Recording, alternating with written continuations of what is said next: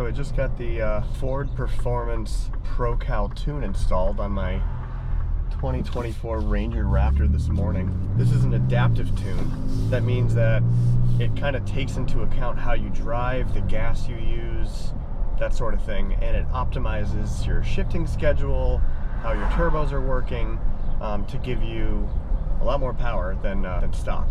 Since it was just installed this morning, no huge differences yet. If I really put the gas pedal down earlier, before the tune, I would get maybe 15 pounds of boost, and now I'm getting like 25, so it's just really throws you back in the seat. You really feel that torque. And it's crazy because this was just installed this morning. It's not even adapted yet. And I already noticed just a huge difference. If you're on the fence about getting the tune, I highly recommend it.